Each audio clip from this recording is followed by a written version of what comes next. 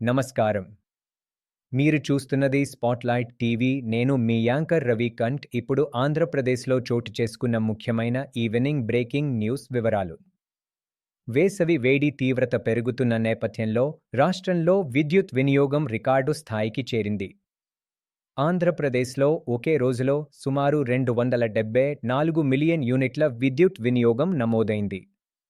Peak load దాదాపు 14,000 మెగావాట్లకు చేరింది. వేసవి మరింత పెరగడంతో విద్యుత్ డిమాండ్ కూడా పెరిగే అవకాశం ఉందని అధికారులు తెలిపారు. పిల్లల భవిష్యత్తును దృష్టిలో పెట్టుకుని రాష్ట్ర ప్రభుత్వం కీలక నిర్ణయం తీసుకుంది. 13 సంవత్సరాల లోపు పిల్లలకు సోషల్ మీడియా వినియోగంపై నిషేధం విధించే దిశగా చర్యలు తీసుకుంటోంది. ఈ నిర్ణయాన్ని 90 రోజుల్లో అమలు చేయాలని ప్రభుత్వం భావిస్తోంది.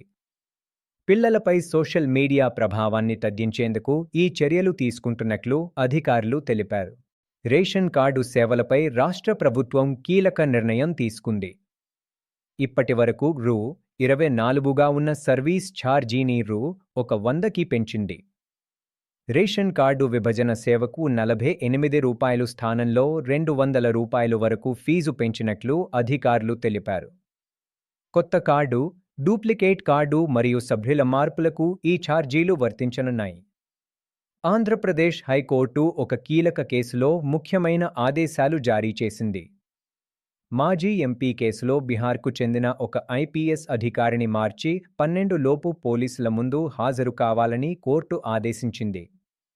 ఈ కేసు రాష్ట్ర రాజకీయాల్లో చర్చనీయాంశంగా మారింది.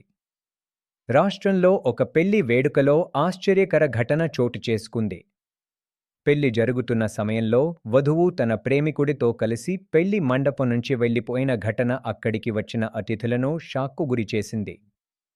ఈ ఘటన ప్రస్తుతం సోషల్ మీడియాలో వైరల్ అవుతోంది.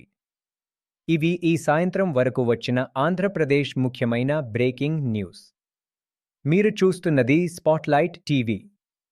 మరిన్ని తాజా వార్తలు, బ్రేకింగ్ న్యూస్, ప్రత్యేక కథనాల కోసం మా ఛానల్ స్పాట్‌లైట్ టీవీను సబ్స్క్రైబ్ చేయండి. ధన్యవాదాలు.